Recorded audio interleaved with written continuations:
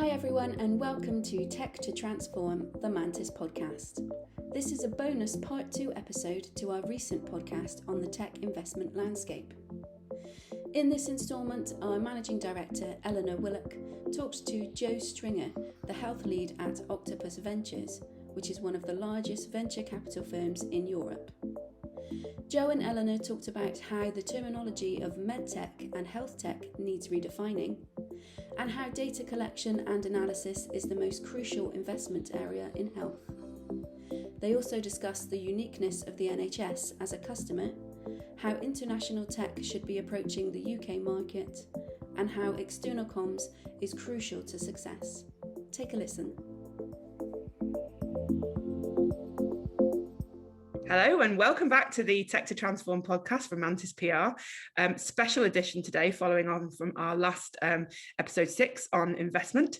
I've got Joe Stringer here from Octopus and I am really looking forward to talking to him about the health tech investment market. Hi Joe. Hello, how are you? Fine, how are you? Yeah, good. Pleased it's Friday. Yes, it is. Thank goodness, and the sun's shining and the southwest is looking at its best. So I think it's going to be a good start to the day. Thanks so much for agreeing to talk to me today. I'm really excited. Last time we saw each other was at our Bristol Technology Festival event, which we did on technology in the public sector, and you came along. And I noticed when you asked your questions to the panel that when you said who you were as an investor, the dynamic in the room totally changed because there was a lot of tech vendors there. Yeah. And I wanted to ask you first of all, is that something that happens a lot? Is it almost like people are on their best behavior when they speak to you, just in case? And it's kind of, and it's a bit unnecessary, you know. it is that sort of strange allure of capital, which, you know, isn't a real sort of, shouldn't be seen as a real sort of differentiator anymore. You know, there is a lot of capital around, but sadly it's still quite inefficient and it's quite hard to access it. So hopefully it doesn't, I don't have that effect on many rooms these days. Well, you're not in many rooms, I wouldn't have thought at the moment, but I find that interesting because your background in particular is very, very varied. You've worked for all sorts of organisations, public and private, but would you say your route into your job was pretty traditional? And obviously feel free to explain Octopus and your own background here is probably a great opportunity. Yeah, sure. So let me explain a bit. So firstly, it definitely not the traditional route in what I'm currently doing. So just to explain, now part of Octopus Ventures, which is one of the largest technology investors across Europe. Got 1.2 billion under management, one of the most prolific investors in the UK, but increasingly across Europe. And so myself and Pooja Sikka, we run the Octopus 10x Health Fund, and we specifically focus on health tech. So our vision sounds very bold, but is to improve over 1 billion lives using the best health tech from across Europe. Okay. So, and the route to getting here has been long and convoluted, but I have to say, just, you know, absolutely delighted to be at this point. Yeah. I've founded a whole number of businesses in the sector before. Some, you know, really didn't go to plan. Others thankfully did. Spent a long time in management consulting in healthcare. So I previously ran the health practice for Ernst & Young. Yeah. And then just for good measure, last year spent some time running Google Health in the UK as well, which was a really interesting experience. So yeah, pretty varied. As an investor, you know, the traditional route is you come through the ranks in investment. But I think that's, you know, something Pooja and I are really proud of, is being able to empathize and sort of resonate a bit more with founders on how hard it is. We've got some of the same scars on what it's like to grow these businesses, and that's the best bit of our job. We absolutely love meeting inspiring founders and just hearing their stories. I think it's a perfect opportunity for your experience to meet with the companies that you're investing in.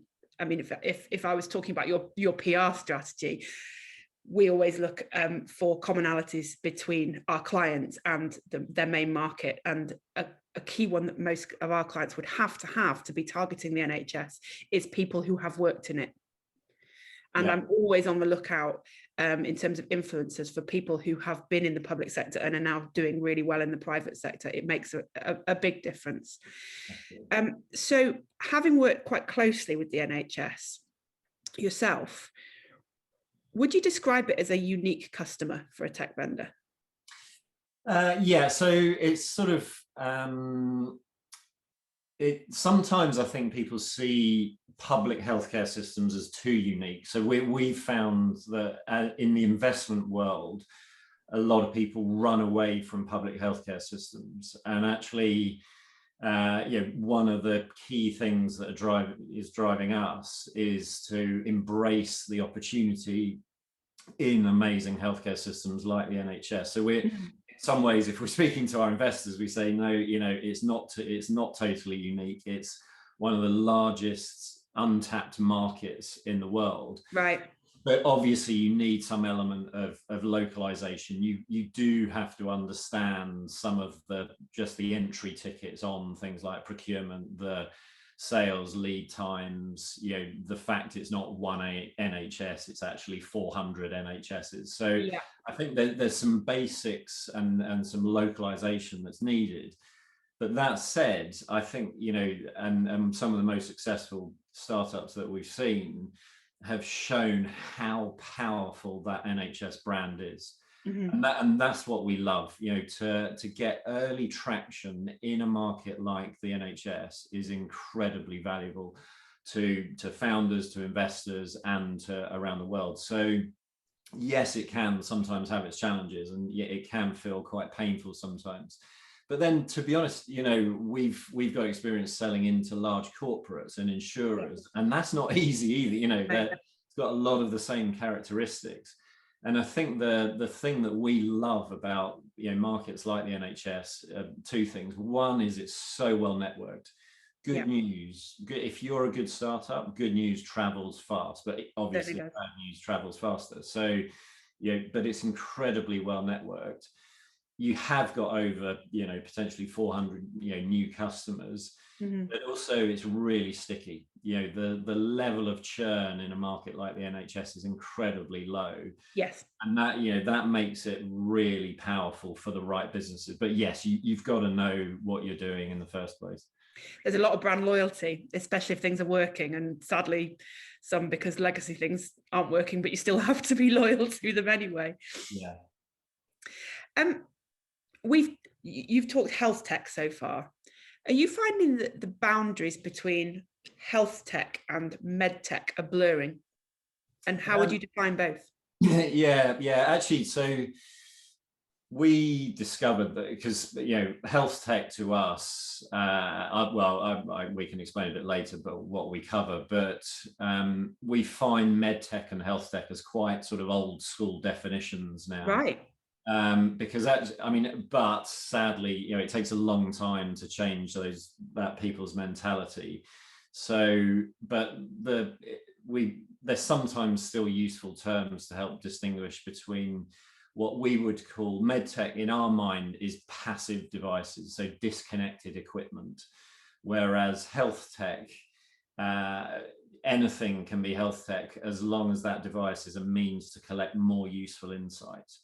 So, for example, a device going into someone's body that's not collecting data, that or a piece of old school equipment that's not connected to anything, that is old school medtech. Whereas health tech, we looked at a business last week, which was an implant into your eye to provide early warning for pressure and therefore glaucoma. Incredibly valuable data, which is connected. So we would define that as health tech. But bottom line, if any kind of device, whether you want to call it medtech or health tech, if it's not collecting data, then in our mind, it's not investable. And really, yeah, it's because you're seeing every single device manufacturer in some way is now realizes the combined value of both hardware and the data, and that is that's the much more valuable component to any of these opportunities. So what about an EPR or a PAS? Is that health tech to you? Yeah, I mean, it's kind of EPR is definitely within our remit, as long as it's about opening up the use of that data. Yeah. So I mean, obviously, it's incredibly competitive landscape, but if that data can be used for more valuable purposes, then yes, it's still within the broad church of what we would cover and define as health tech. Although, if I'm frank, we like looking at businesses that have where you can really measure an outcome and an impact, right? Because that's what we're offering to our investors is, look, we want to put the money where it's going to have most impact. And sort of mid-office or back-office solutions, yes, we can see absolutely the benefit, but it's a lot harder to translate that into true patient outcomes. Interesting. So health tech, med tech, old school definitions. Yeah. What's the new school definition? So it's probably worth explaining the things that we're most excited by. So yes, please.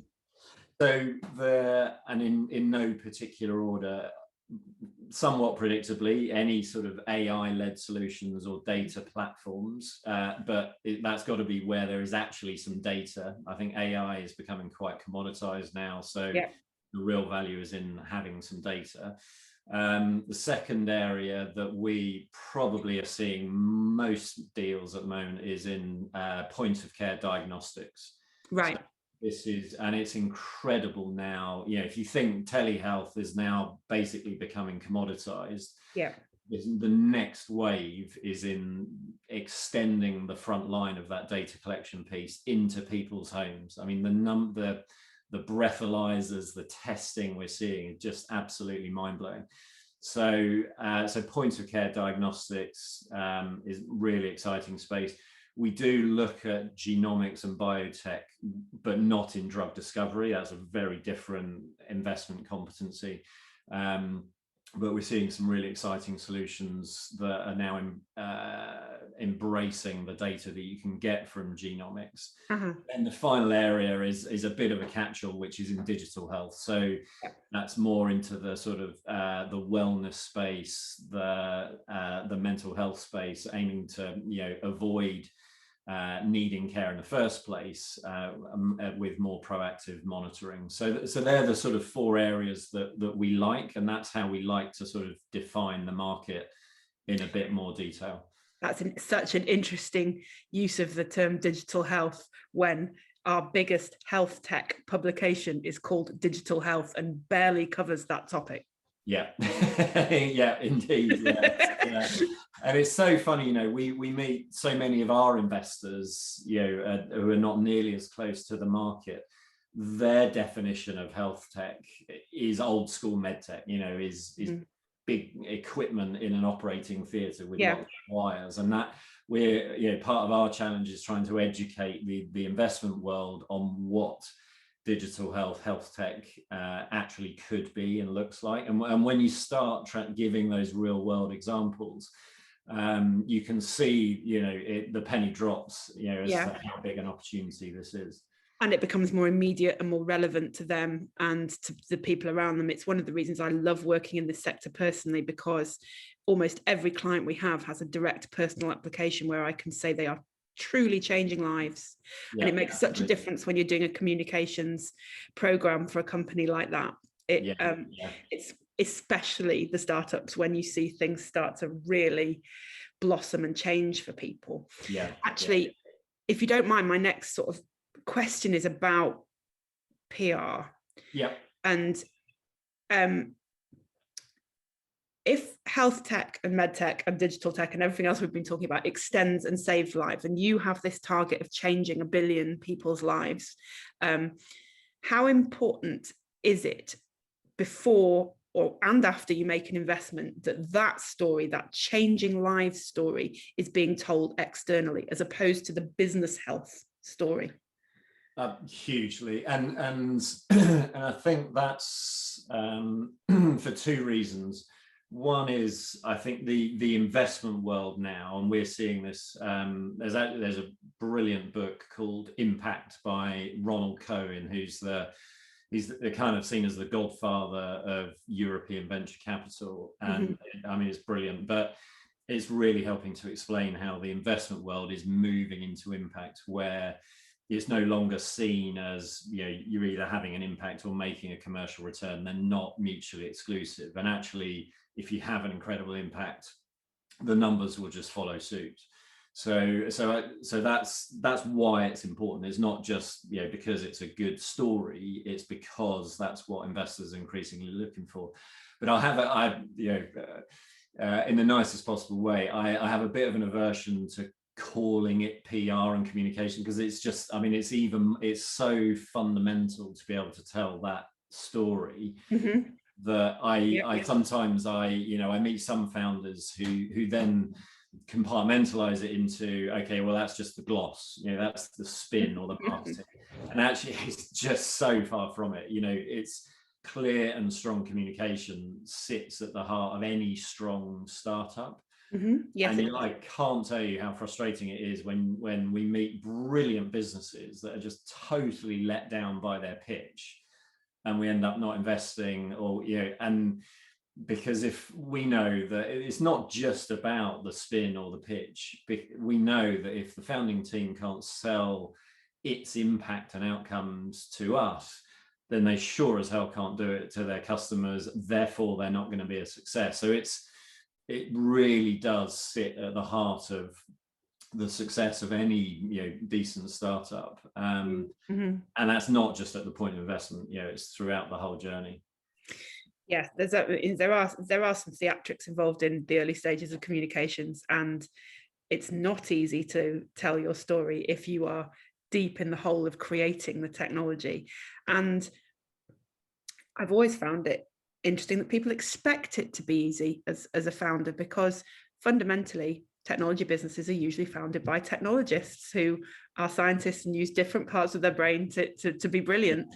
And I would need a lot of help to do that. So I wouldn't expect that a technology-minded person wouldn't need a little bit of help from you or from me or from a similar professional service to be able to tell that story properly. Or vice versa. We see an equal number of clinicians who think that actually, the tech and the commercial part is easy, or, and it's amazing how you can, invariably tell the background from which a founder's coming without even reading their CV, and how really, and actually some of the best teams that we meet are where you really do get that combination of, healthcare values, healthcare experience, tech and commercial success. If you've got that sort of holy triumvirate, then you've got a strong founding team. So do you think that PR and comms helps build trust in a potential investment?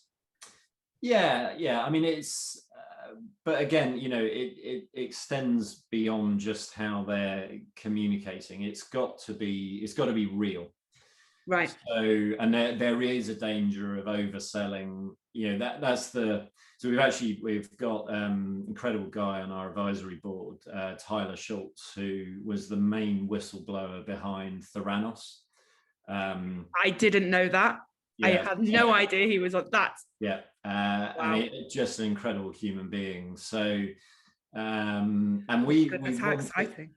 And we wanted him on board because he's just an amazing person. You've got to be pretty brave to stand up to your own grandfather and then get sued by him.